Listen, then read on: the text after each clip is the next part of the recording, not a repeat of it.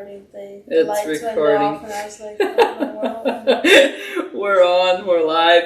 Hey, thank you for tuning in to another episode of the Amish Media Group Amish Rebel Podcast. We greatly appreciate you tuning in this week. I have your favorite guests on. My personal favorite guest.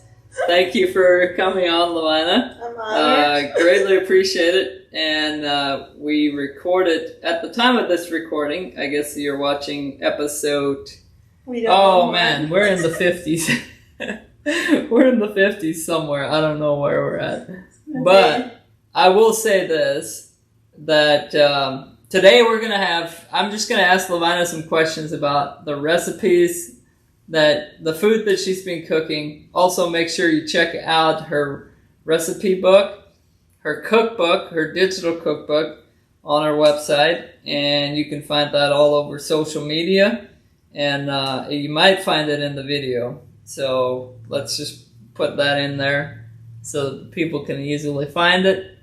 And so I want to ask you some questions along the lines of, like, you do all this cooking and I get to be the taster of a lot of it. And it is delicious. I definitely have gained some weight from some of the sweets. You're not the only one. But thankfully, we both work out and we try to work on that. We work out and we have some runs every now and then, trying to get an extra boost in to get that sugar running off. Yeah. But it's delicious food, and so you are just full of recipes by heart. Right? Yeah. I mean, they just... I was talking to someone this week, and they're like, recipes is a hard thing to own, because all recipes come from somewhere, and no one can just claim a recipe. And I said, most people can't, unless they create the recipe. And for me, the recipes I use, I create. I make them myself.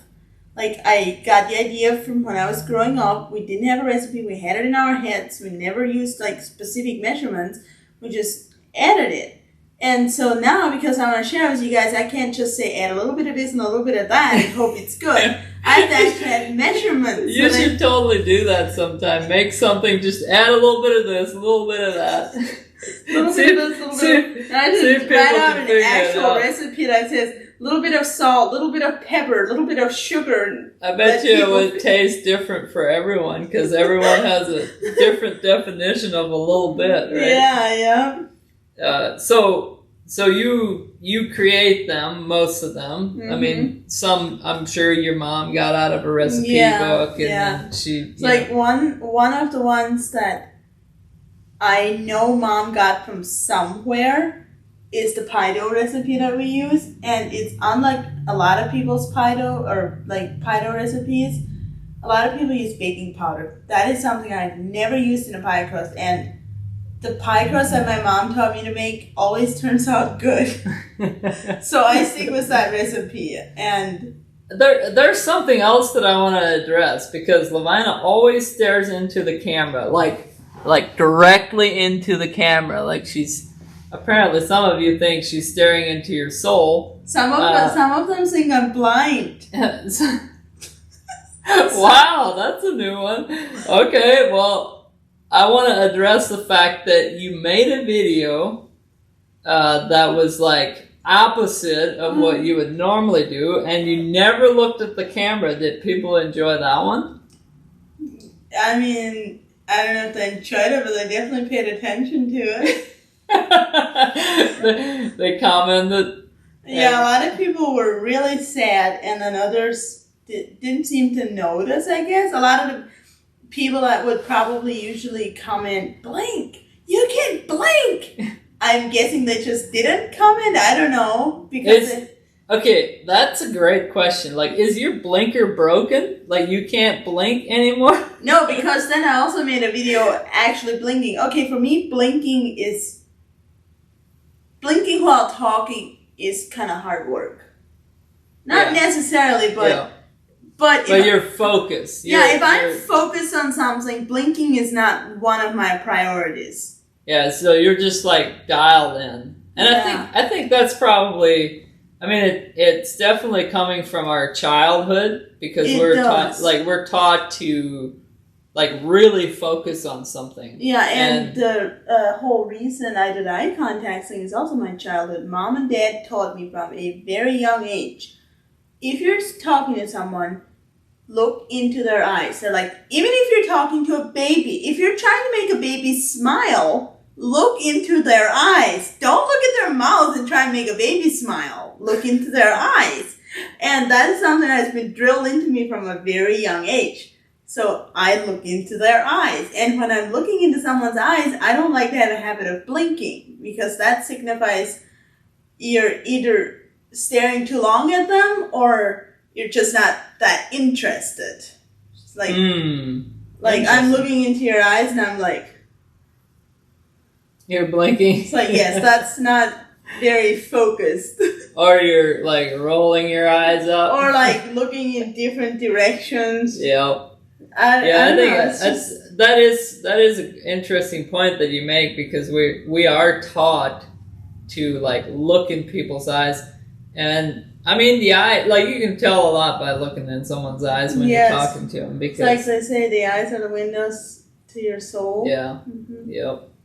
So you treat the camera like you're looking in someone's eyes, and therefore the audience gets to experience you like looking into their eyes. Something that I thought was very interesting a few weeks back when a few episodes back when I had my son on, my oldest son, like a lot of people commented just like saying how he looks like you, and he like, you guys are watching Lovina way too much. You're starting to make everybody look like her. A lot of people tag me in comments on videos on TikTok and are like, that stare is intense, almost like Lovina. Someone actually, a girl made a video making banana bread on TikTok. Okay. And she apparently looked at the camera pretty intensely for part of the video. And someone's like, why are you copying Lovina? And she's like, someone please tag her so I know who I'm copying. I thought that was so funny that people... I mean, it's sweet, but it's so funny that people so quickly jump to my defense. It's like someone trying to make content the way I do does not bother me, because they can never be me.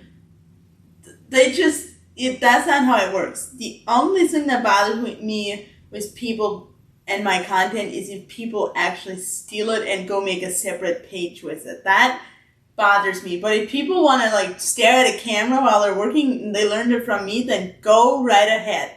That stare is not a trademark. It is something I've always done. Yep. But I mean, along the lines of people stealing your content, that's been happening a lot. Where people like steal your content and they try to promote it like it's you. Yeah, like there's one account on Facebook where they use my name and everything, made an account, and then they put stories on there about my sister and my mother, and like, this is not me. Like someone made an account with my name, my profile picture and everything on Facebook, and then went and stole a video of Elise Myers. If you don't know her, Elise Myers, it's Elise, not Myers, Elise Mattinson. She's an ex-Amish girl that lives in Alaska with her family, and she still dresses Amish sometimes. And she made a video, like a dancing little video with one of her sisters, and posted it on social media. They took my name, my profile picture, and made an account, and then posted her video on that account and said, me with my sister. And people are like messaging me like, is that your sister? That's like, crazy. No, that is not me. I don't know those people. So how can people find you? Like if they're like trying to make sure that they're on the right platform and they're actually on your account, like tell people like on the different platforms, if they're watching this, and they're saying, okay, I want to be on your platform on Facebook. How can they find you on there? Like, how can they make sure? Verified on Facebook. So you're verified and check mark. Okay, so while we're on this topic, Mark Zuckerberg, if you're listening to this interview, fix her accounts. Like, why can people just do this and make fake accounts without? Guess what? Yeah. Yes. Get rid of all the accounts that are not hers. I know. And then, like, you have a verified account. That's obviously you. Yeah. So that people can. I'm paying for that verification. I got a notification the other day. It's like, your video is being recommended because it is the original one on the app. It's like, huh? It's like, oh, because this is the first video like this that is on this app. It is being recommended more than the others. So someone stole that video and posted it on other profiles. And the thing with those profiles is they all block me, so I can't see the content from my account. So they posted it on their profiles, and then mine was the first one on Facebook, so they named mine as the original one, so it got more recognition. But the others were still there. They weren't taken down. They recognized that there were several copies, but they didn't recognize that they were not me. Huh. So that's an issue on Facebook. What about like TikTok? TikTok it can happen, but TikTok is a lot more strict with removing. Like, TikTok is so strict with original content. Sometimes they remove your videos even if they're original. Oh wow! Like it's pretty simple to copy content on TikTok. But it's a lot harder to get recognized because TikTok, if they suspect that you have unoriginal content, they do not push it out to the For You page. Gotcha. So what about so if people are looking for you on TikTok, that's pretty easy to make sure that they find the right you. Yeah, there's over 2 million followers, and I don't think there's any. So what about Instagram? Instagram is the same username as TikTok, and it has over 300,000 followers, and it's verified. So it's also verified, so you have a check mark, or what is it? Check mark. Yeah. Okay. So what about YouTube? You don't have that issue on YouTube, do you? Don't think so. I've never found anybody on, but YouTube is also harder to search and see if someone's copying you, because if their channel isn't big, it doesn't pop up. But YouTube has an option to where you as the creator gives the rest of YouTube it basically, me as the creator of my platform or you as the creator of your platform, you can give people the right to download your video and repost it. Yeah. So, and that just gives people the option to talk about your like basically make a reaction of your video. So it's not really copying, but yet it's using your content, and there's like guidelines to it. They can't just like repost your video, but they can like talk about it. Yeah, as long as they to not get copyright struck or whatever. That would not bother me. The only thing that bothers me is they straight up steal the content and act as if they're me. Yeah, that is the only thing that bothers me. Okay, so that mostly happens on Facebook. Yeah, Facebook is notorious for that. So Mark Zuckerberg it has like this platform, Facebook, and like it's not secure, but yet like he's talking on Joe Rogan like how secure that platform is. Like, oh my gosh, if I've ever had anything hacked as much as Facebook, I would delete it. Yeah, so if TikTok the fact that Facebook or Messenger is supposed to be secure is kind of funny, because we all know that Facebook has a very big reputation of getting its accounts hacked.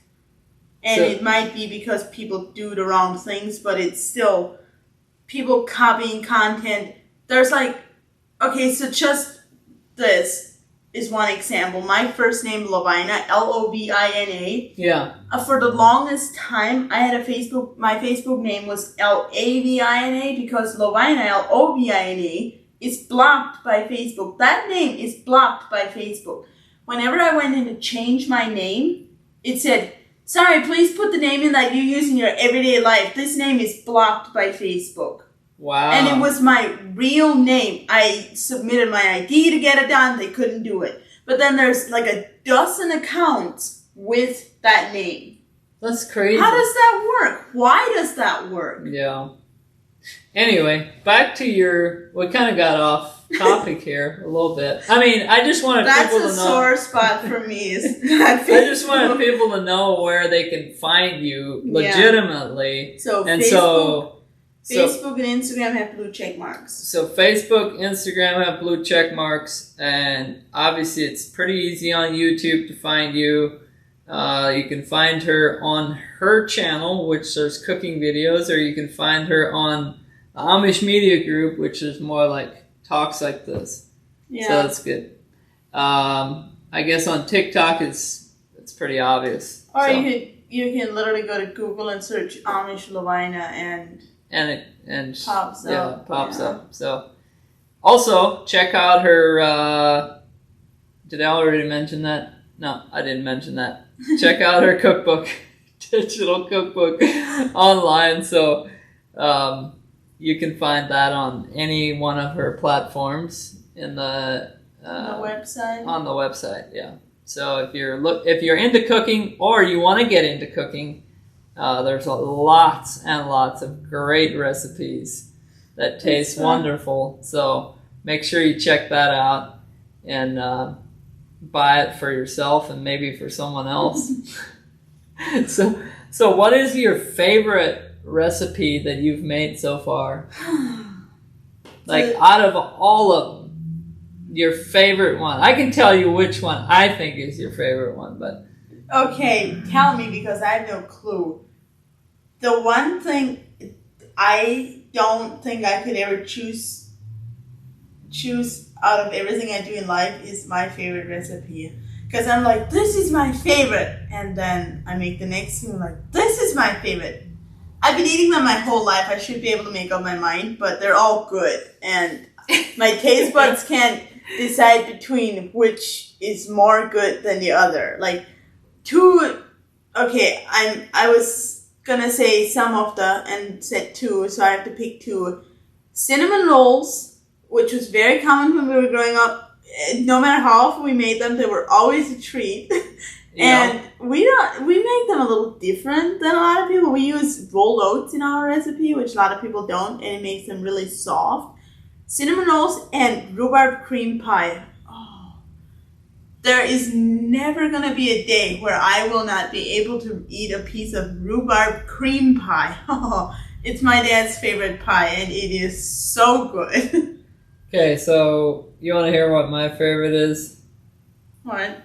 It's the fried pies. Oh, I knew you were going to say that. I love them too. The blueberry fried pies. I don't want to run any restaurants down or anything, but me and my husband and Ines were at a restaurant the other day or whatever, and Hey, you have to clarify. There's already enough people confused about our relationship. Oh, this is Ines. This is my uncle. Your uncle Enos. But this is my uncle. You said it so fast that you said me, my husband, Enos, and people are gonna think I'm your husband. I'm not your husband. I'm your uncle. My uncle. Yeah. I would be a lot closer to my husband if he was here. But anyways, we were at a restaurant, and it's a really famous restaurant. Everything else I had there was delicious. I would go back there at any time. But they had fried pies there, and oh boy, I envisioned these fried pies that I grew up with and love and everything. And I was like, let me get a fried pie. And we each got a fried pie, and I got a pecan fried pie because growing up we used to have pecan fried pies, and they were so good.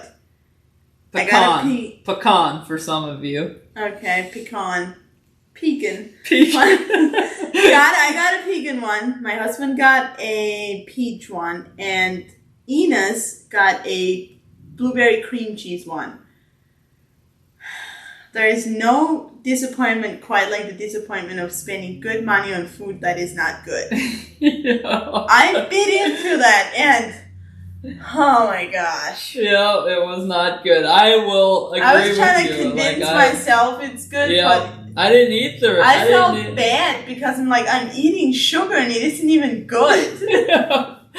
Well, we had barbecue as well, and the barbecue it was great. So good. And but yeah, I have had your fried pies, and my mother-in-law makes some killer fried pies. And most Amish people do. Most Amish people, there's a reason Amish fried pies are famous. But so those are your top two picks on, and definitely my number one pick on sweets. What about non-sweet stuff?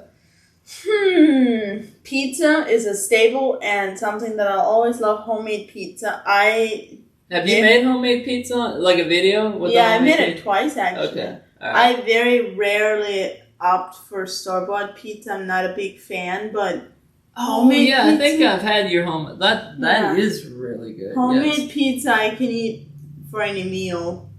And mashed potatoes? Mashed potatoes. I actually haven't made a recipe because I don't think people use recipes for mashed potatoes. Well, you should make one because, well, I guess if people don't cook, they probably I have not had yours, but I will tell you, like my wife's mashed potatoes. Use cream cheese and butter. Oh, and I know Kat does. Yeah. They're the best. They're delicious. They are the best.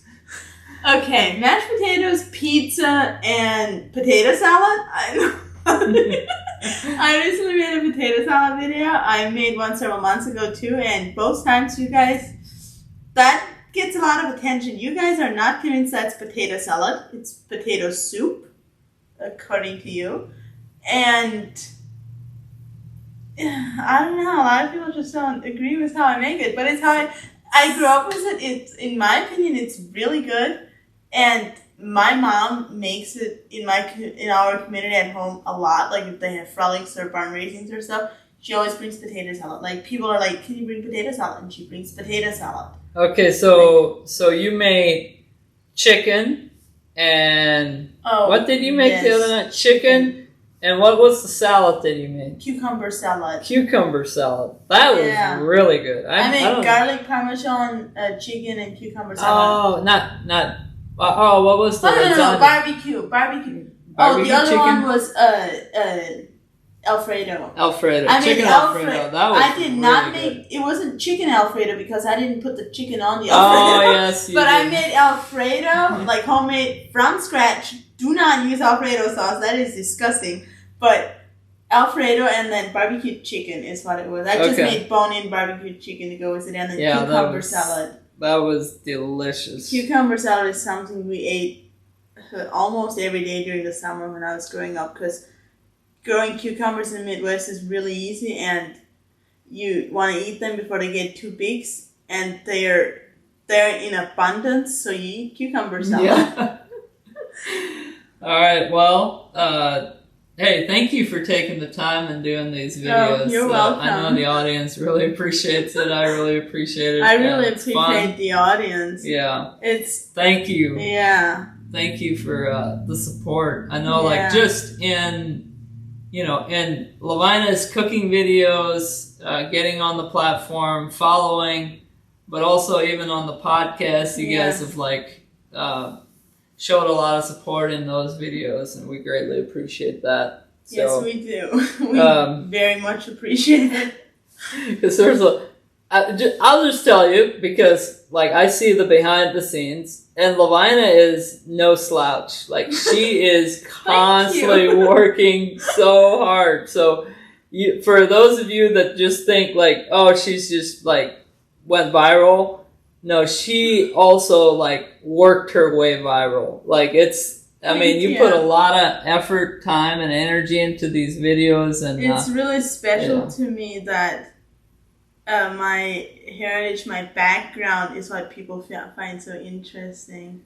Yeah, it's what made me go viral and what people find so interesting, because before I went viral, I always looked at my background as a disqualification or something. Yeah, that's easy to do. As a handicap, because I grew up with, like, I left the Amish and people look at you as less than because you grew up Amish, because you have an 8th grade education, you're stupid, you don't know much. And getting out of that space is a lot of mind work, and going viral, talking about it, did a lot for that. Like, so much.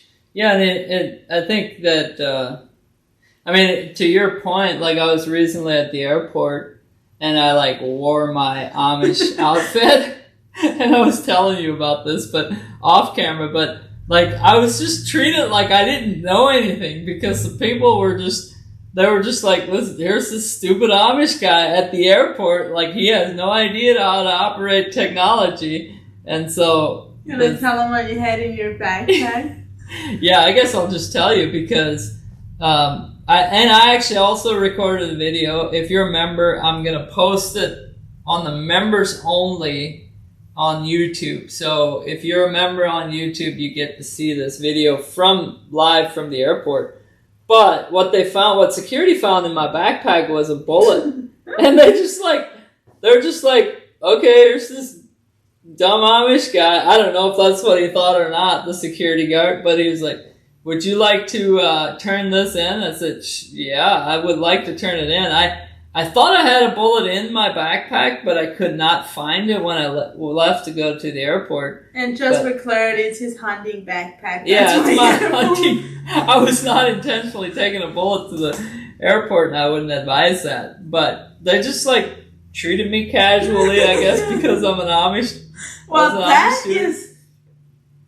over and over how the Amish get treated. They get through it so much. They cross borders with no picture ID. They cross borders with nothing but a birth certificate, and it is crazy. Yeah, so that was my experience at the airport. But anyway, I think the education or lack thereof in, getting out of the Amish, like it takes a while. I remember, like, starting this and making videos. I remember thinking, there's nobody that's going to watch these videos. And, like, you guys are so interested in all of it. And we just greatly appreciate that. And anyway, until next time, remember to always be intentional. And we'll see you in the next video.